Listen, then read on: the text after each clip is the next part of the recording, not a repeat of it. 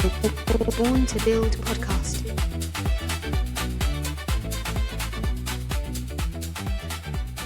Welcome to Born to Build, conversations with the builders, founders, and pioneers driving change from the ground up, giving you the tools to build and grow your business. Today's conversation feels a little bit different, actually. It feels closer to home. Today, I'm chatting with Peter Flynn, one of the three co-founders of Librio, which is the company that I've been a part of since its early beginnings. So yeah, obviously this story is very special to me and has a special place in my heart. And this particular episode is the first of three chats I'm going to have with the three co-founders of Librio. And today we're chatting with Pete, and Pete's entrepreneurial journey started well before Librio. In 2003, he founded Whitewall Web, a Cape Town-based software company delivering bespoke applications worldwide, and later held leadership roles in the Ramp Group while building a reputation for blending strategy with technology. In 2011, Pete and Garth Watson, the other Librio co-founder, acquired the environmental law consultancy, where they began experimenting with technology to deliver site-specific legal registers. That work laid the foundations for Librio, officially incorporated in the UK in 2016, with Pete, Garth, and Malcolm Gray as co-founders. And since then, Librio has grown from a scrappy idea into a global platform, helping companies in more than, I think, 80 countries now navigate their legal obligations with clarity and confidence. Pete, brilliant to be chatting with you today. Wow, I think that's the best introduction I've ever heard. Thank you. Well, you are a very, very impressive person, and I've obviously grown to love you lots. I've been spent lots of time with you over the last what I think it's been 9 years now. So yeah, such a privilege to just chat with you today and dive into this amazing story of Librio that I've had the privilege of being part of that story. But before Librio even existed, you and Garth acquired the environmental law consultancy back in 2011, just as I mentioned earlier. What did that experience teach you about the problem space, and how did it plant the seeds for what would eventually become Librio? Yeah. Well, first of all, just to say I'm delighted to be here too, and really want to commend you, Sam. You are an excellent person in every way, both in outside of work, but also in work. And I'm really glad to be on Born to Build too. Thanks.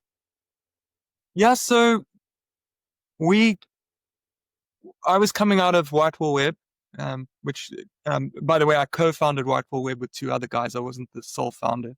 And I'd been doing bespoke software development for clients and enjoyed that, but felt I really wanted to own intellectual property myself, because that brings you closer to deciding exactly how you're going to make a difference in the world. And after a little bit of a break and some real thought, I came up with this idea: have fun, make money, do something good. And was speaking to Garth about it at the time, and he spoke of this environmental law consultancy that had that was for sale, and maybe we could acquire it together. And so we did, with Grant Gunston and his partner Ulrich Strandvik, who you've also had on the pod. And we thought that it would be sort of a lifestyle business, essentially, in South Africa, maybe sub-Saharan Africa. And this company had great corporate clients already, some really big blue chip clients, but only the South African or Southern African operations for those clients. We assumed that this problem had been solved in the rest of the world, because the rest of the world is surely more advanced than us operating out of South Africa or Africa. We're kind of at the end of the proverbial tube line, and but what we realized is that it really wasn't solved by everyone else in the world, or at least poorly solved. And in fact, South Africa was a real brilliant sandbox if you're going to do something global, because we're a small nation, but we're a very complicated nation. We've got a federated system of governments. We have 11 official languages. total melting pot of culture. On the other hand, we have extremely high technology skills, and an incredible entrepreneurial attitude. And so we started out, but it emerged quite quickly. And by 2015, we were sure that this was something that could scale globally. And by that time, Garth had actually moved to Oxford, not for work, but because his wife, Lauren, was doing a postdoctorate at Oxford University. So he went with her, of course.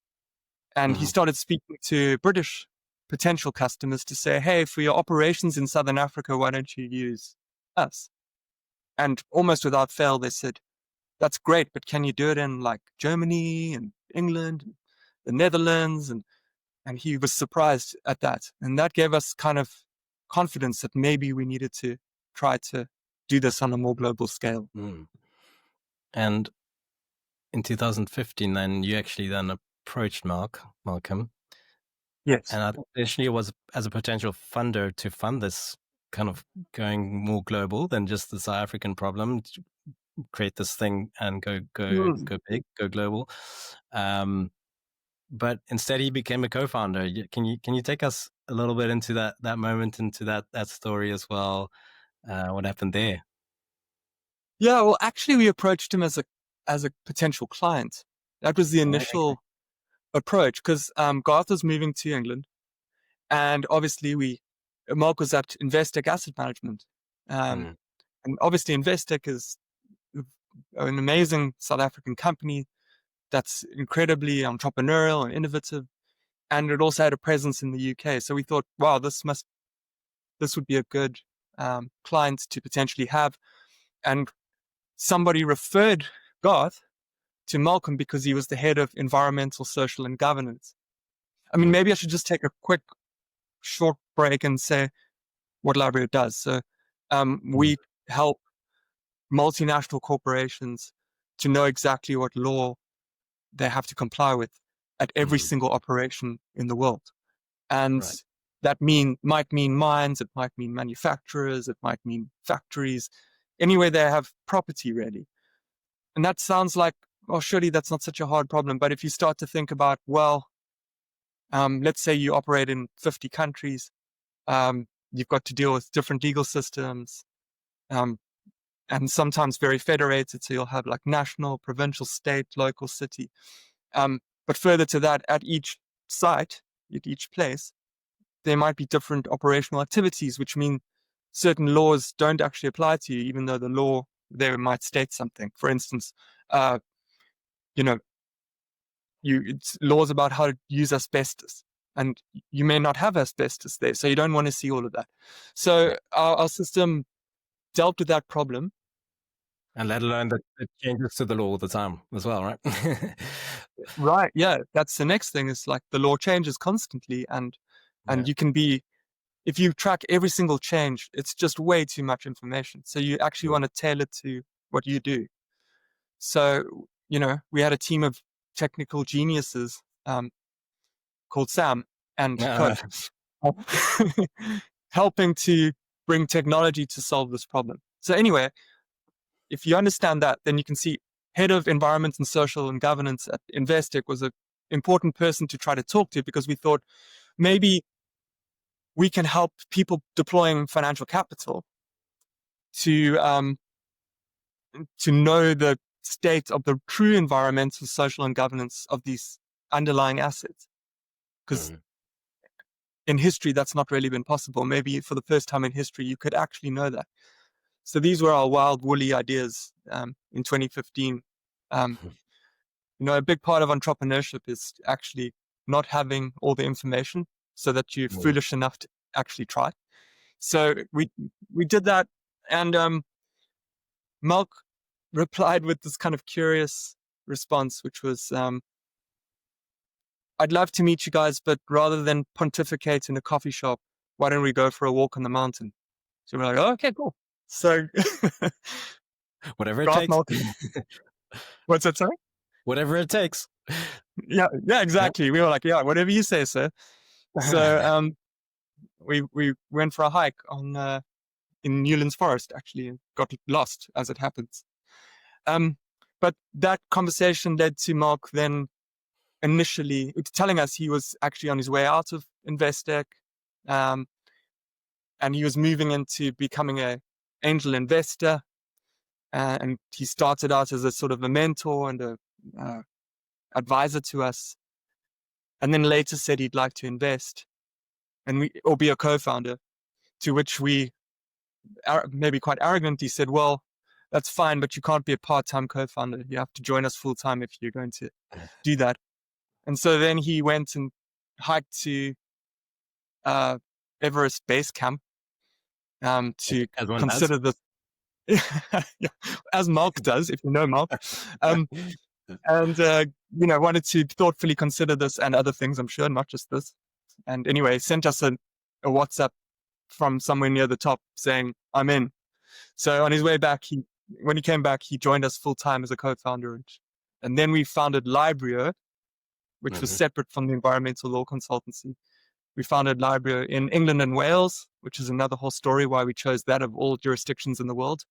And proceeded on a journey of raising capital, because we realized we were never going to be able to organically fund what really needed to be done if we were going to pull this mission off. Yeah. And what I love, about the story as well, and really what attracted me in late 2016, early 2017, is so incorporated in 2016, and you obviously started hiring people. You guys were part of the Seed Camp accelerator program as well. That I think it was it 100,000 that you guys got invested into? I can't remember the exact amount. 100,000 euros. Yeah. Euros. That got you kind of started on this journey. And yeah, I remember kind of, those initial conversations with you guys, just the massive vision that you guys had. I just hadn't actually ever encountered people who just had such kind of big ideas and big vision. I think you mentioned, South Africa being at the end of the tube line. I think South Africans often then also kind of feel like that. They're not like, they don't have a right, at the global, a seat at the global table. And we feel kind of we're like, second-class citizens somehow when it comes to the rest of the world. But when I encountered you guys, it was different. And it was like really refreshing as well. You remember you coming and kind of, initial conversations, you're like, yeah, we're going to, be one of Africa's first unicorns and going to be $1 billion company, and, the type of stuff that you'd hear from maybe Silicon Valley and things like that. But back in those days, you didn't hear that so much coming out of our neck of the woods. And so that was really refreshing and really exciting, and definitely attracted me to you guys. So to take us back to those early days of building. Now, Librio is a thing. It's been registered as a business. You've gone through Seed Camp, starting to build, the first official Librio version. Obviously, you had already built software in the environmental legal consultancy, and that I think was renamed to Standards and Legal. In fact, I don't just think. But what stands out to you about the season of, moving from initial kind of idea to execution? Now, you're going global and building out this official application. Yeah. I mean, something I'd always said, but now I had to live it, was that ideas are cheap and execution is priceless. You can say what you want to say. You can have the biggest ideas ever. People value their ideas way too high. Getting it done is what actually matters. And it's always so much harder than you think. It's going to take twice as long and then double it again. It's going to cost twice as much and then double it again. You're going to hit problems that you never knew. 90% of the things that you worry about won't happen. And 90% of the things that do happen, you didn't think to worry about. So all of that goes on. But there's that saying, fortune favors the brave. And I think what separates entrepreneurs from other people, for people who are not entrepreneurs, is that they got up one morning and just started. And then they just kept doing that every single day. And I think that was really what we did. It's not a lot more complicated than that. We had big dreams, and while Librio has achieved incredible successes, we didn't achieve what we said we would. Not yet, anyway. So either it's delayed or we never will quite achieve it. However, what we ended up doing was still incredible. There's that other saying, if you shoot for the moon and you miss, you might land amongst the stars, kind of thing, which is cute, but it's also true. I mean, you should really have big goals and ambitions. You should believe that you can achieve something greater than what you can naturally do. And then you should try. And then who knows what might happen. So I don't know if I'm answering your question directly, but essentially we went through this journey at Seed Camp. Seed Camp were incredibly supportive. It was amazing. It was a whirlwind. We were traveling all over UK, Europe, America, speaking to funders, speaking to potential clients. And then we went through several rounds of capital. We raised a seed round, seed extension round. We participated in a bunch of other accelerators and things like that. And slowly, surely, we chipped away at the problem while learning how hard it actually was. Went through several content models, which you could speak about more than I could actually. And organizational structures and approaches to selling and partnerships. And we went into many cul-de-sacs and had to come back out and try other routes. But it's kind of like we had a really good compass. We didn't have a map. And that's what's great. You walk and you realize, oh, this is a dead end. And you go back and you look at your compass again and you go, okay, well, let's try this way. And then you try that. And eventually you're heading in the right direction, Yeah. And I think that's the way to think about building a company in any shape. What was your campus? Well, a few. The summary of the mission is ensuring that everyone knows what to do for a just and sustainable world. So that was what we really were thinking about in terms of making something good in the world. Leveraging law to compel big multinational organizations to do what's best for the people who work for them, as well as the people in the surrounding community. So it was about, it still is about good governance and good stewardship. But then culturally, because you can do something, you can endeavor to do something great, but you can do it in an awful way. And we didn't want to do that either. So we created Librio's foundational principles. We thought that was really important to do before we raised any capital. And as it happened, literally the day we closed our first capital round, we had just signed off the foundational principles. So we really did have them before we had any major external funding. And these are 10 principles that we've used as almost like our constitution. It's kind of the law of Librio. These things cannot change. And we've used them in employment. So anytime someone joins our team, we explain before we give them their offer. We say, okay, this is the thing you need to understand. This is who you're joining. We're going to offer you the job, but we need you to know, don't accept the offer if you're uncomfortable with any of these 10 things. And additionally, we've done that with anyone who's funded us. And now that we were acquired, ultimately the acquirer, but we'll still get to that. So that has been, to me, actually the most important thing, more important than ensuring everyone knows what to do for a just and sustainable world. That's really important. But the cultural blueprint of how we're going to do whatever we do, whether we insanely successful or we just kind of hobble Mm. along. It doesn't matter. Let's make sure we do it the right way. Yeah. Yeah, And that's that. Yeah, your guiding light, your compass. That's really kind of always driven us as a company, as a group of people, as a household, which is one of the foundational principles as well. And we're actually going to take a deep dive into those principles with Garth in the next great. episode as well. We're going to talk about, because it is such a standout key thing as part of the Libryo story is culture and how that's been built. And so we're going to really dive into that with Garth. Great. God's the right person for that as well. Yeah, He's yeah, like carries the spirit of it. yeah, for Yeah. sure.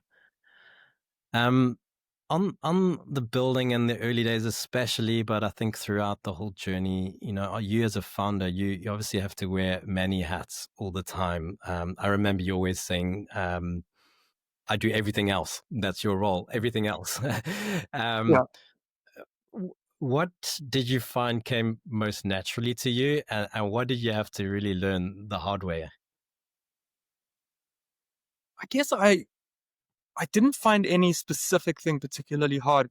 And I think that's because I'd already been an entrepreneur for 10 years. So Mm, I had a lot of good, good preparation. mm, And in fact, like in high school, I always say my first business was a band, because in high school I was in a band and we recorded and did gigs and all sorts of stuff. And that actually taught me loads of business skills. You had to mm, do many things. You had to sell, you had to create, you had to produce, you had to fund, you had to all of it. But definitely, what's really important is that as if you're a sole founder, and I wasn't a sole founder, but I was the first full-time founder, managing director.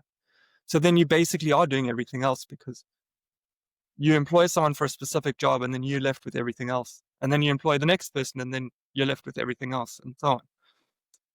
As you scale, you have to start to become very aware of your own strengths, because you can do everything, and initially you should. mm. But as you scale, you need to actually give away some stuff, and you have to completely give it away.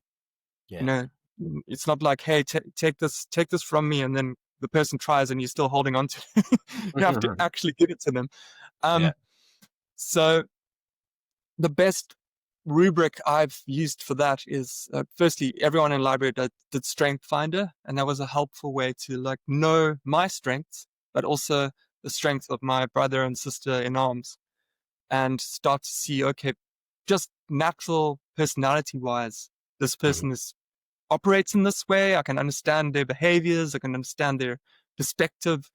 Um, but separately from that, I love the simple idea called ikigai, which is the mhm, thing you're best at, the thing that you most enjoy doing, the thing that the world needs, and the thing you can make money from. mhm, And if all four of those circles overlap, in the middle is this Japanese concept of ikigai, probably best translated in English as purpose. mhm, And what I've always striven to do, is striven a word? What I've always strived to do is to for myself know what that is, and for everybody in the company to know what that is. And if they're not able to operate in that, to help them to get there. And if that means that they shouldn't be at Libryo anymore because they can't do that here, then they go with my blessing. I will literally help them to find ikigai somewhere else, mm, because it's not good for them and it's not good for us if people are not operating in that. Now, temporarily, you might not quite be there, but if you cannot see a route to that, change jobs, start another company, do something else, basically. Um, mm, so again, don't know if I directly answered your question, but essentially, that's how I've always thought about how I should be spending my 8 hours a day. Is in Ikigai. As founder, I have a responsibility to ensure that everything gets done. So in as much as I have to, I'll do everything else. But I'm constantly thinking about how can I push more and more things to other people mm. and double down on my Ikigai, my purpose. Yeah, and that takes quite some trust as well. And I've really been the beneficiary of that trust. I remember being quite amazed at how trusting you were of me as well. You basically said, you know, you coming from a technology background, this was your thing. You said, okay, Sam, you go, you run with tech now. And obviously you didn't leave me completely by myself. But there was such trust that was just really, really amazing and very empowering, obviously for me as well, and for so many others in the business as well. So there's really some lesson there that when you do let go, that others are empowered, right? It's not just about your own growth. This is also about other people growing and stepping into their purpose as well. So yeah. Well, Good. thank you for saying that. I mean, I think that the reason I could trust you is because you were trustworthy, and which is an important, very important point for hiring. So I've always looked for two things when I'm interviewing people. I just want to know two things. Is this person proactive? Because I do not want to have to micromanage someone or babysit them. It's like one of our principles of Libryo is we are adults. Am I hiring an adult? Because in my experiences, if you're not an adult, I can't make you one. So I'm looking for people who are completely proactive, who'll just do it themselves. And do you take personal responsibility? You know, I never want to hear the word, it's not my job, or, I'm not responsible for that. That does my head in. When you're in a small business, no one can think like that. Like it's totally your responsibility. Everything's your responsibility. Now, obviously, it's not entirely true, but you can't have people trying to push off and say it's not my job. What's great about South African culture is that most people come with that automatically, but not everyone. But anyway, that is how I've thought about that, and why then you can trust, then you can delegate. If you just have those two things. Yeah. Now, Librio, as a startup, obviously we went through all kinds of ups and downs, massive roller coaster ride. One of those downs really came in April 2020. Like many other most businesses in the world, COVID hit, and it was a tough time. Everyone actually agreed to salary cuts, which in itself, was amazing. But how did you lead through that uncertainty, and what did it reveal about the team as well and about the company? Yeah. So we found ourselves in it was a common problem, but it was unique as well to us because technology actually boomed in COVID, counterintuitively. A lot of funded startups had a real boom during COVID because so much went online. And in fact, quite a few companies that should never have been plausible were. Peloton is an example, Hopin is another. These things that worked really well in COVID, and then when COVID ended, the wheels came off. Libryo actually did relatively well through most of the beginning of COVID. We were careful. We did the salary cuts, but we didn't have to lay off anybody, and we managed to keep the company steady. Then we raised a fairly big round of capital, and probably in retrospect, strategically made an error, believing that now is the time to invest in some of the real big problems that we were trying to solve, particularly issues around content and technology. So herein lies probably the cautionary tale.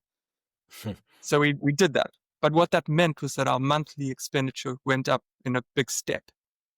And I don't remember what our starting number of employees was at that time, but we went from, call it 40 or maybe 50 people to 70 in very, very short order. Which is not just the expense of everyone's salaries, it's the cost of all the integration. And, now you suddenly got to work in teams, which is, if you have a technology team of 3 people and you don't get double the output. You get a percentage more, but now there's many more lines of communication, and there's all sorts of bureaucracy that comes in and stuff just naturally. So we had that. And at the same time, a lot of clients had closed their sites because of all the lockdowns and so on. So site-specific compliance was no longer of top concern. Companies were also, cutting costs just to be cautious. We didn't lose many clients, but we didn't sell like we expected to. And what that meant is we ramped up our monthly costs and we were unable to ramp up our income accordingly. And then what that does is puts you in the valley of death, because it's like you're on an airplane and you're cruising down the runway and you're speeding up, and the runway is getting shorter and shorter, but the plane is just not taking off. And now you've got to either slam on the brakes or have a very bad accident, probably lose the company, lose the plane. And so we made this really hard decision and what we're doing was we're actually meeting every week and tracking our income and our expenses. And at what point, if we had to, what we call pull the ripcord, would we still be able to pay everybody out for 3 months? Because that was really important to us. We wanted to give our employees a good chance of finding another job before they ran out of monthly income. So we had to cut earlier than others might have, because some companies would have just run it up to the wall and then let what happens. So anyway, that fateful day came and we decided that we now needed to lay off, and it was 35 people. So out of 70, we had to lay off essentially half the company. And,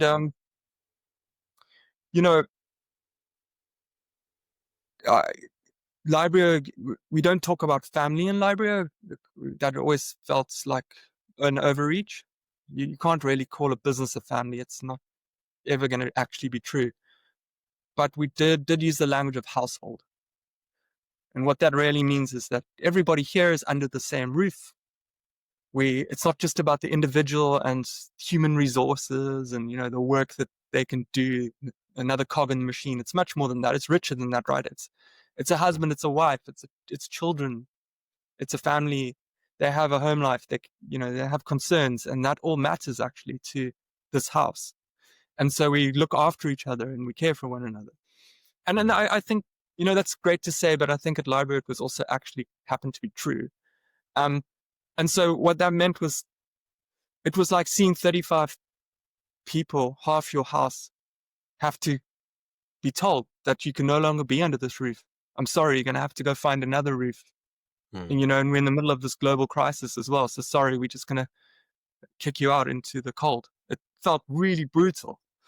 And we had issues of people who were staying feeling guilty as well. So it wasn't like everyone who stayed felt relieved. They all felt like so bad for the people who had to go.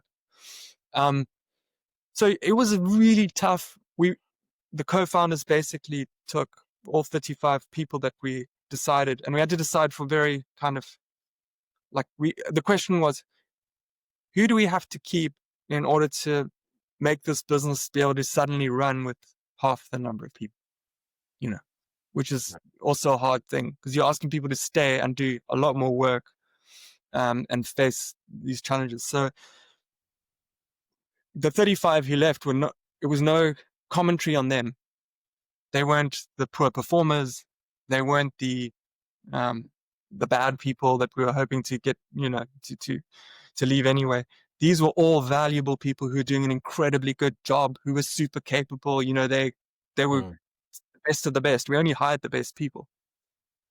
So we divvied up the names of the 35 and we put in meetings with every single one straight away. And then we phoned every single person.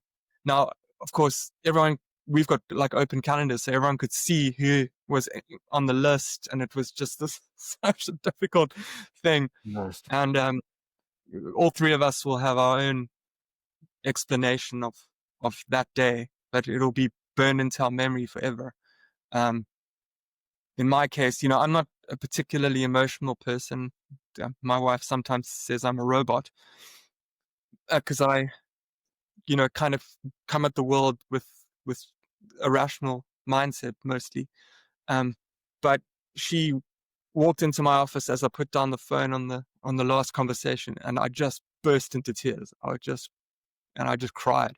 because it was such a difficult thing to do, and it was so Mm. awful.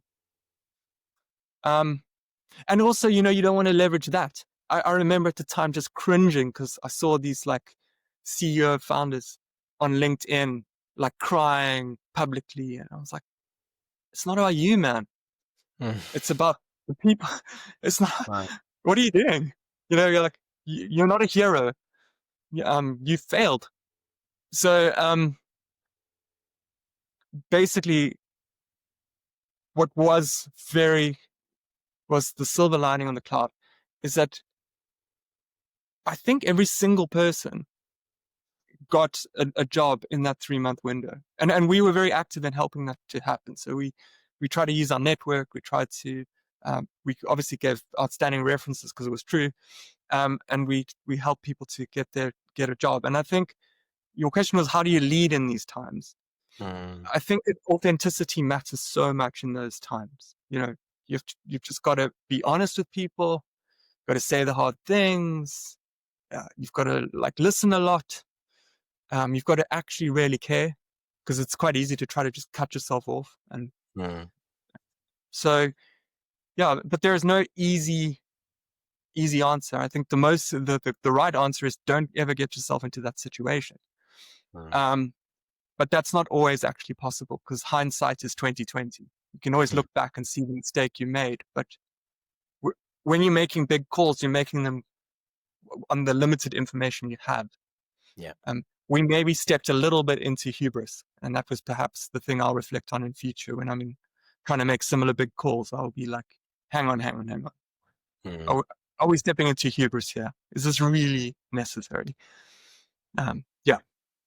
Yeah, and even since then, I think you know, I think we have been a lot more cautious as well with some other harder decisions and things like that as well. I think we certainly learned a lot of lessons through that as well. But for you personally, what sustained you personally in those moments where it looked like everything possibly was falling apart? I mean, I'm a person of faith. So for me, the primary thing is my faith in God. Um, and I try to live every day, um, in the Holy Spirit. So listening to God's voice in, because like there isn't a right answer for any particular situation. That's why I'm always amused when people write a Mm. book as if they've now finally discovered this piece of wisdom. 2,000 years later, I finally have the 7 steps to doing this thing. Like, no, you don't. Those are 7 helpful principles that may or may not apply in a particular situation you find yourself in. Mm. So for me, it's always been about read widely, understand lots of principles, get the philosophy, but honestly, in the everyday and the every moment and the every hour, what is God saying you should do? And that's how I navigated this time. And Mm. fortunately, um, the 2 co-founders happen to see the world the same way. And so sometimes we will try to discern things together. Sometimes we're trusting one another to operate like that individually. And one of our foundational principles, and I'm sure Garth will cover, is God, literally God. And and importantly, we don't require anybody who works for us to have the same faith as we do. But certainly, everyone who works for us knows that that's the way the 3 of us see the world and how we come at things. Mm. So that's my best answer on that. It was not easy. And that whole period was tough, and I had a lot of personal things going on as well, which I don't need to get into. But it all compounded and was Mm. very, very difficult. So I really can testify. My story is that I probably wouldn't have made it through that in any good shape if it wasn't for God. And I think the business would have been in a very different place if it Mm. wasn't for my relationship with God and the co-founders. Mm. Powerful. So good. Then in 2022, after all of this, obviously starting to rebuild, how did you go about kind of restoring that momentum and keeping going, like you said. Now suddenly you've got a much smaller team, still needing to deliver the same amount of work. Reflections on that? Well, you cannot legislate culture. This is something we don't understand as nations as well. Like everyone thinks, oh, we just need a change of government and everything will be better. No, government is actually a result of the culture. Like you're not going to fix it with more rules. If the culture's broken, then people will find loopholes or they'll just ignore you. And so in a company, it's the same. Unfortunately for us, the culture of Librio navigated this. The whole group, everybody, had the right cultural orientation to mourn what happened, but carry on, and to just wake up every day and, as Malcolm often says, chop wood and fetch water. Just go through the motions, do the job, do it to the best of our ability. And the discipline of that and remaining as positive as possible consistently resulted in a turnaround. And the business slowly but surely got onto a really good track. We started to see, revenue starting to increase again. We were starting to solve some of the really hard problems that were holding us back. And then, very unexpectedly, because it wasn't really on our radar, we got approached about an acquisition. And I would say this full credit to Malcolm, because I was dead against it. I had such a strong idea that we needed to be venture backed and then eventually get to profitability and then grow massively and then maybe one day list or become a platform to merge and acquire other businesses. I wanted to go it alone. I never wanted to be acquired. And Malcolm was like, yeah, Pete, just hold your horses. Let's at least have the conversations. Let's just talk to them. And so that then started to be a possibility late 2021 and all through 2022. And that then basically culminated in December 2022. Huge turning point with then ERM acquisition. ERM, a global sustainability consultancy, acquired Librio. What did that deal mean for you? To you emotionally, especially? Yeah. What's going on? Obviously, like you said, you weren't so sure about this, but now it happened, and I think definitely, obviously, your heart and mind changed. But yeah, what's going on in your mind? Yeah, no, I'll tell you a little bit about the lead up, and then late 2021, Malcolm was approached by ERM because they were looking for a global head of ESG in Africa, and they wanted to employ him. So they wanted him to leave Librio and come work for ERM. And he told us straight away, and he said, I don't want this job, even though things were precarious with Librio, and it would probably have been very stabilizing for him. He said, no, that's not what I want, but I really do want to tell ERM about Librio. So he took the meeting, but turned it into a pitch to say, ERM should really work with Librio. Yeah. And that led to them referring him to mergers and acquisitions in ERM. And it was a period in ERM's time, cycle, because it's not always like this, that ERM was highly acquisitive. They were buying lots of businesses, consultancies and technology products.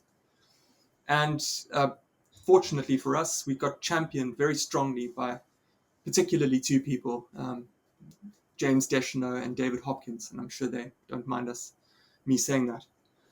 So they were championing us inside of ERM, and they really understood what we were doing and could see the possibilities in the business. And then that acquisitions take long, man. And it's like all my comments about building a business and double your time and double it again. It's the same with acquisitions.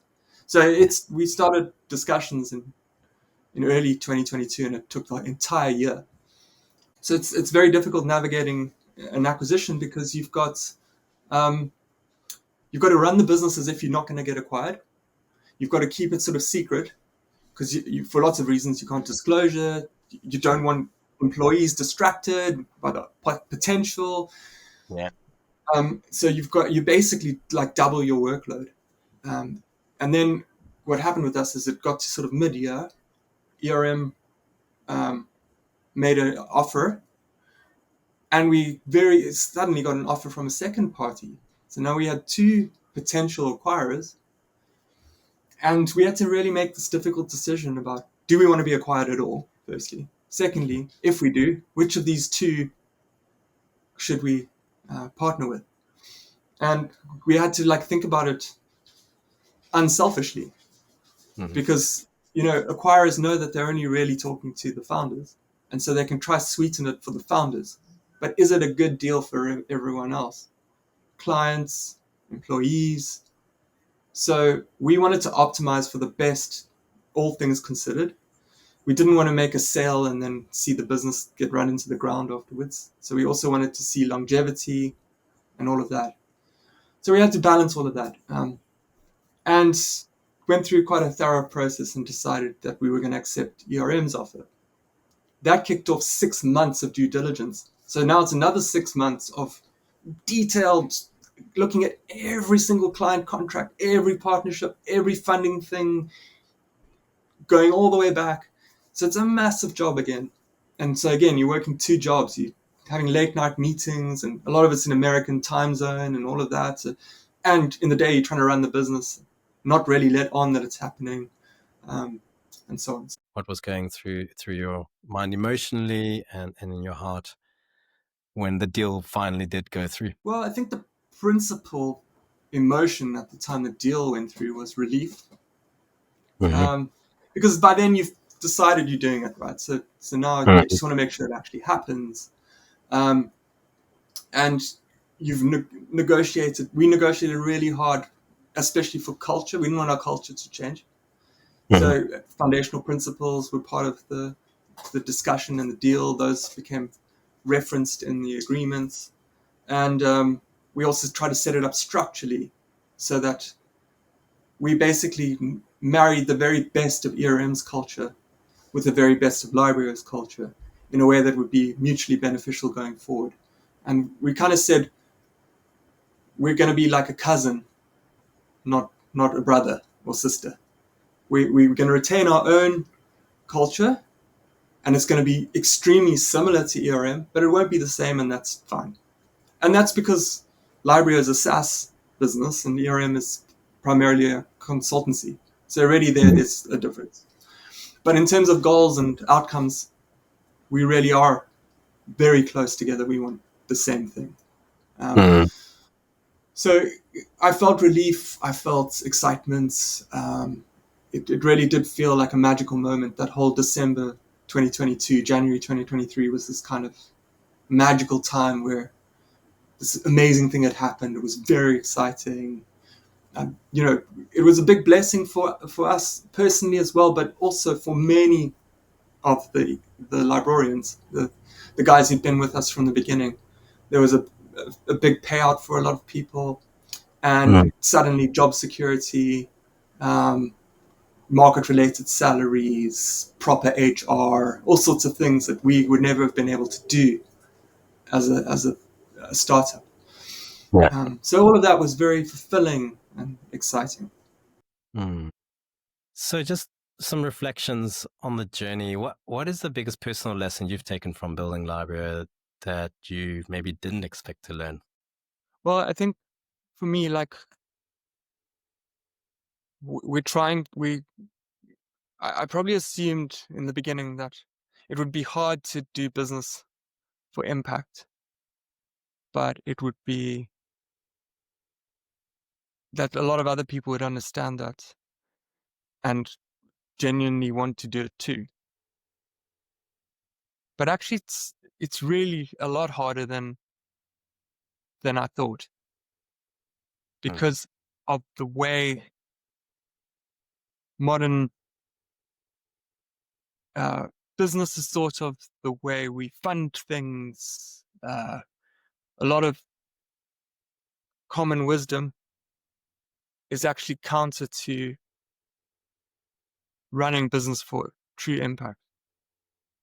Mhm. And it's the water we swim in, so we don't even see it. And there's a lot of wisdom around, people will say things that sound very wise, but they come against actually trying to have an impact. So you can be very busy for many years saying all the right things, but you just busy yourself for many years and you won't actually have an impact. And so I'm even still wrestling with that. Mhm. Um, the persona that I personally care about in doing the work we do is described as the forgotten worker at the end of the supply chain. That's the person that I hope our work is impacting upon.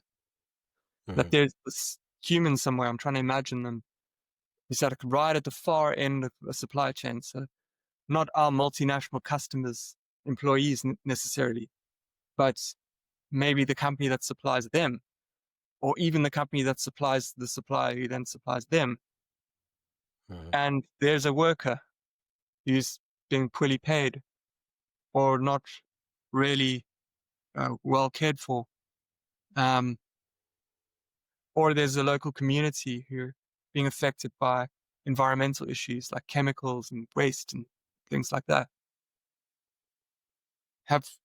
Is our work really changing lives for those people? Because that's why we started the company. And Mhm. I think I don't have evidence of that because it's very, very hard to know. Yeah. And in a way, it's a bit hypothetical because in a world without Librio compared to a world that has Librio, what's the difference for that person? And it's an unknowable thing. Mhm. Um, but what I'm really saying is that actually doing it and knowing that you did it is a lot harder than my younger self believed it was. Um, Mhm. and that's not to be negative about it because I think the mission is to keep trying.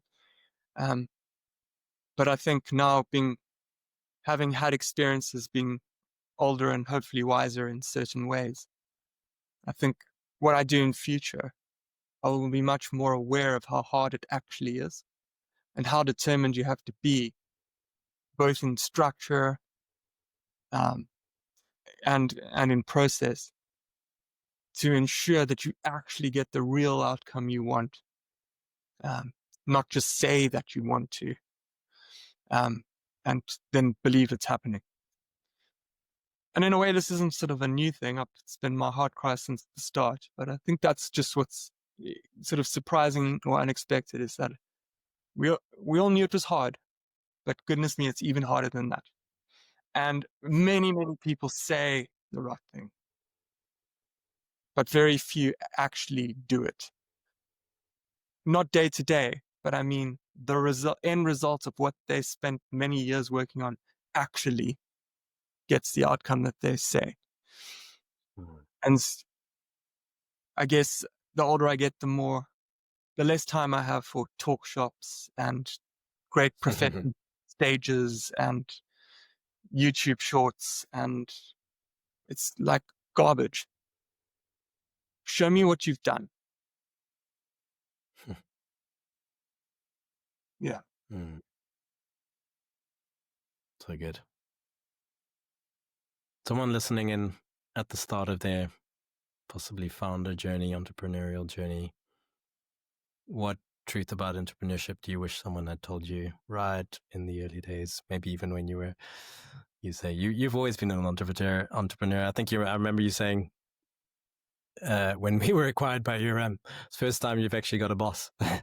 um, Mm. but what will you tell someone early on in their journey? Well, I think a big question that everyone needs to ask themselves is am I a solo artist or do I want to be in a band? You will get more fame as a solo artist. You will have much more creative control. You'll probably make more money. Although you'll also be on your own when things don't go well. But I've always been a band guy. I just think it's much more fun. And I think there's a humility to being in a band and recognize the importance of your band members. Recognizing that there are multiple functions to be done, and in some ways, the lead singer and lead guitarist are no more important than the bass player and the drummer. Just never forget that. Because the band was never the same if you lose those guys. So, and also that everything you have, everything the business will ever become, exists in the seed, in the founding moment. It's like when you give birth to a company and you take it from 0 to 1, from nothing to something. It will be, everything that it's ever going to be is in that seed. So you have to be very thoughtful in your founding moments. Because you're going to pivot so many times, you're going to go so many different ways and so on. But that essential thing that you start with is everything you will ever be. So I would also say to people, don't hold back, like just start, but be thoughtful at the founding moment about what you want your seed to be. And then we use the foundational principles, but try to catalog that somehow and protect it with your life. Don't let it change. Because when it does change, that will be the beginning of the decline. And that's true if you're a $1 million business or $100 billion business. When that essential seed starts to change, you're on decline. And it might be a very fast decline, or it might be a long, slow, painful one. But if you want to sustain the thing you're starting, you need to look after the seed. Such wise words to close us off with. Thank you, Pete. Such brilliant insight. Such a powerful story and journey that we've been on together. And such a huge privilege to be doing that with you together. And thanks for joining me for this chat. I also look forward to chatting with Garth and Malk, of course. We're going to hear more of this story, but from different angles. Garth, we're going to chat with Garth about culture. With Malk, we're going to chat about raising capital along the way as a startup. But yeah, such a privilege, Pete. Thank you so much. Wonderful. Thank you for your time, Sam, and especially thank you for your friendship and all of your support through the years. And I'm really excited to see what God does with you in the years to come as well. Born to Build podcast.